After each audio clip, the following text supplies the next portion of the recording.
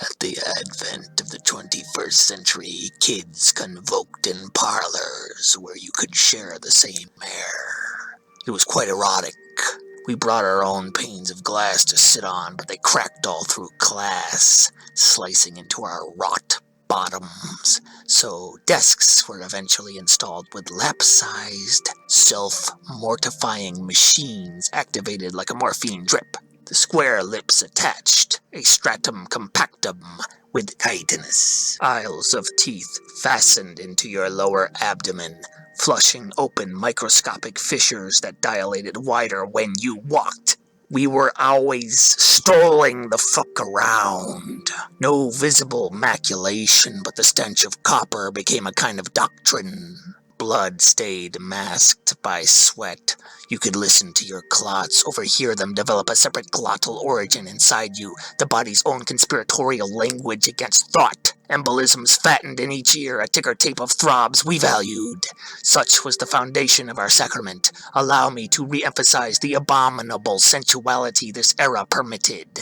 The habiliments issued to us were undersized on purpose, dotted through with stinging plasmas. The girl, one seat over, discovered the sensitive reach of every dermis under duress. With a spasmodic glee I will be buried remembering.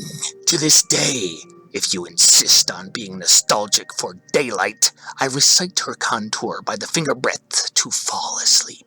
Sometimes our handcuffs clack together in a way not fully meant as applause for the lecturing canonry. She was later removed for these devilments and escorted to a sub-level floor of the parish. Indulging in faint shrieks echoing from a vent in the corner of class, I flogged my person. Sometimes they let her, or someone imitating her to intimidate me, repent over a frazzled PA system. The voltage in her voice found me still.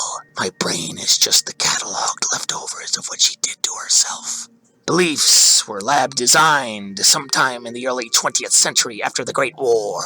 We endured our primary lecturer because she was there from the start and had decayed well these decades past. She underwent surly vitiations, tonsils stuck and gorged, suppurating freely.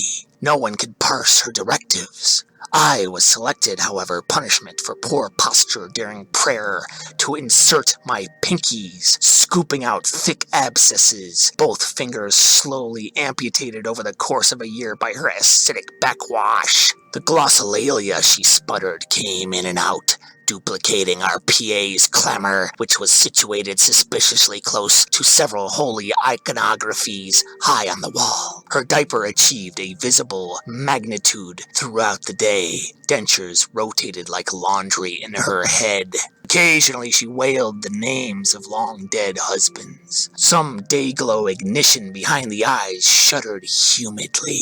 If you observed close, the entire mandible often unmoored itself within the jaw's jowly brawn and slunk down past her podium. Urine, hers and ours, scented the room forever like a cat's.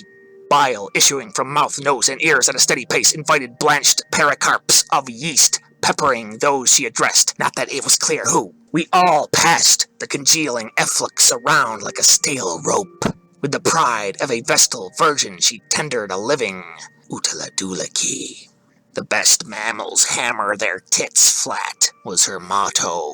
Blood lactation began a solstice. We suckled the hairs off each nipple. It had no color nor taste, yet her crooked nutritions caused many a diagnosis. They let us out once a week. We drank Everclear and climbed one another, coming in our Statue of Liberty costumes. Effigies were built taller than so the flames would touch heaven upon their expiration dates. We felt taut and beautiful, got nude at random. The fluids that pulsed out of us accomplished profound distances. Nothing like the poked tubes of paste that hurt to handle now. Years of reflux intervened. Soon agony will take its turn on you. A number of blow ticklers stuck within our cavities. We uprooted these things called toilets, squat porcelain bowls people settled their feces in conduits to this big collective basement somewhere, before we were smart enough to keep our weekly movements under surveillance. And girls rode them, piss-giggling down their lithesome thighs, regardless of no drain pipe to connect with, just jousting to and fro, especially splashy. We called this hijinks. It's a real term. Look it up.